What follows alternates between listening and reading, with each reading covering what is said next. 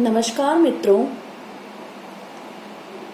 आइए आज से हम शुरू करते हैं अपनी टीजीटी आर्ट की तैयारी। जैसा कि सबसे पहले वीडियो में मैंने आपको टीजीटी आर्ट का सारा पाठ्यक्रम बताया था, उसी के क्रमानुसार आज हम सबसे पहला टॉपिक अपना भारत के प्रागैतिहासिक कला के केंद्र के साथ आगे बढ़ेंगे। और इससे पहले कि हम अपना टॉपिक स्टार्ट करें, आप लोग सभी मेरे चैनल को सब्सक्राइब, लाइक एंड शेयर करें। इससे उन लोगों को भी लाभ होगा जिन्होंने अभी हमारा चैनल नहीं देखा है।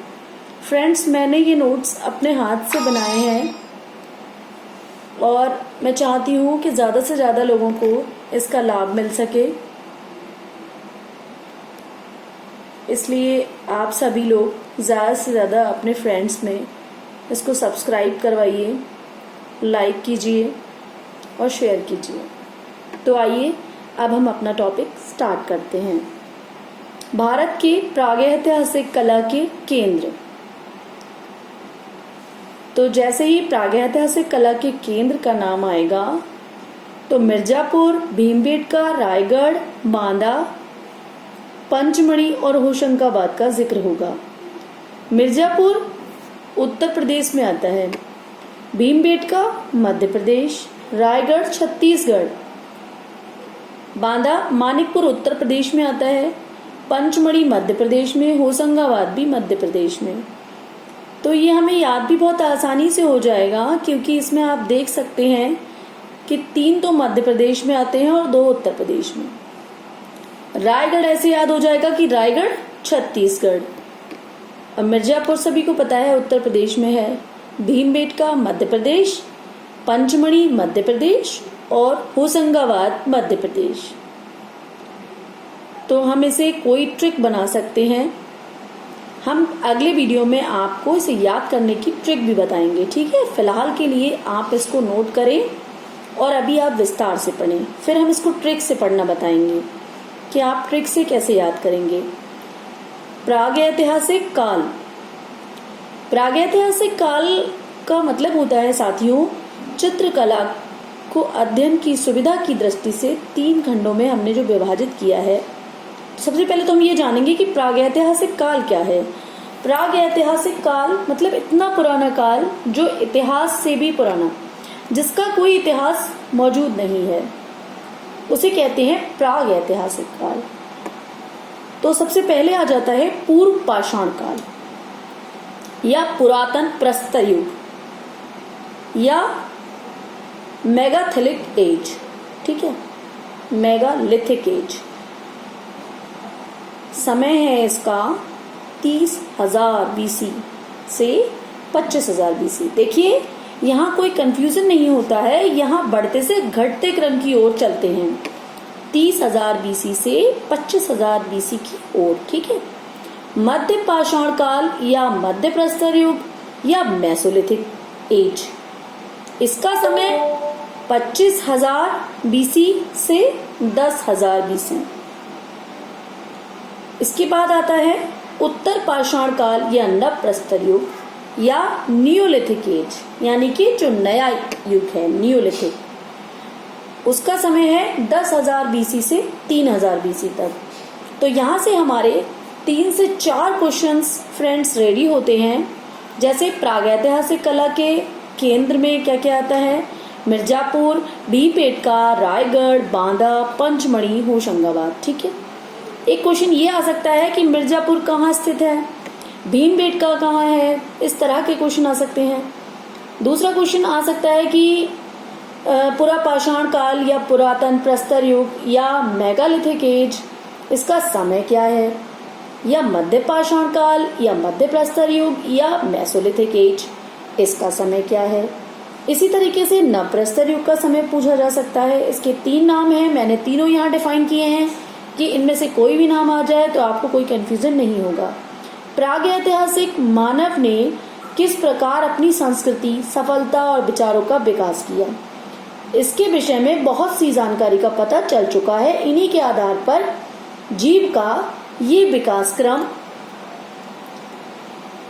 4 भागों में विभाजित किया गया है। अब वो 4 भाग कौन से हैं उनके बारे में जानेंगे। एजोइक युग, ठीक है, एजोइक युग, फिर है इसके बाद पैलोजोइक युग, फिर है मेसोजोइक युग। ठीक है फ्रेंड्स, अब हम इसके बारे में आपको बताएंगे।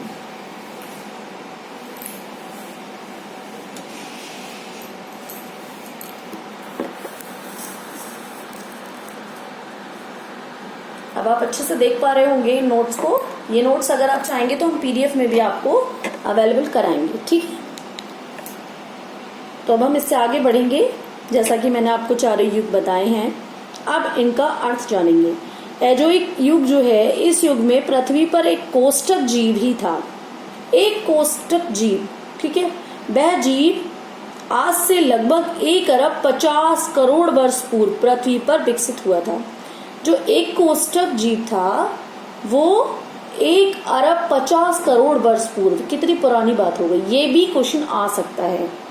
फिर पैलोजोइक युग, इस युग में जीव अकशेरुकीय प्राणियों जैसे सिवार, स्पंज, रेंगने वाले जीवधारियों, पक्षियों तथा विशालकाय वृक्षों और जंगलों का विकास हुआ। जो ये पैलोजोइक युग था, ये भी पूछा जा सकता है कि विशालकाय वृक्षों और जंगलों का विकास कब हुआ, तो हम बताएंगे पैलोजोइक युग। मेसोजोइक युग, इस युग में कशेरुकीय जीवों का विकास, जिन्हें क्या कहा गया, सरीसृप, जिन्हें हम रेप्टाइल्स कहते हैं।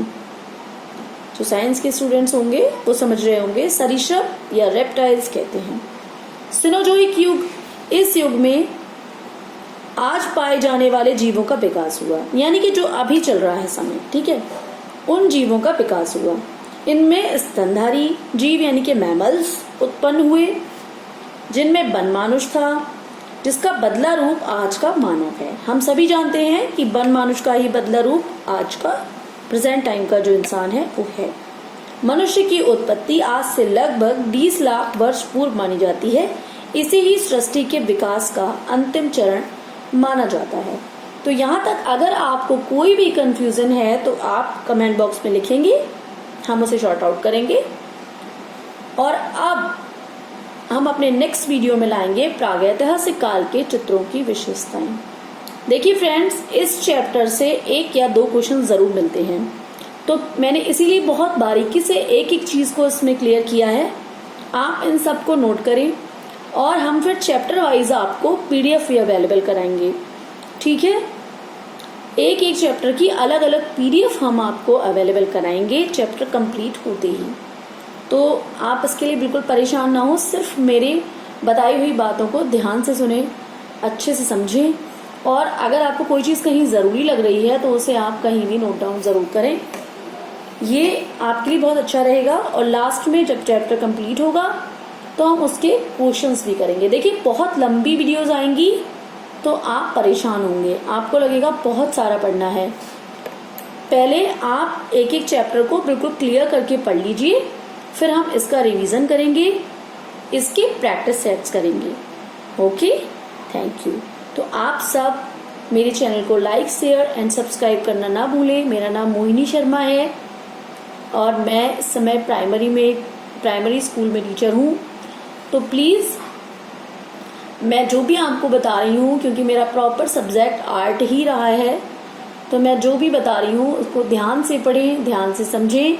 मेरा विश्वास है कि जो भी लोग मेरी क्लास में मेरे साथ पढ़ेंगे वो ज़रूर सफल होंगे, ज़रूर सफल होंगे। Thank you.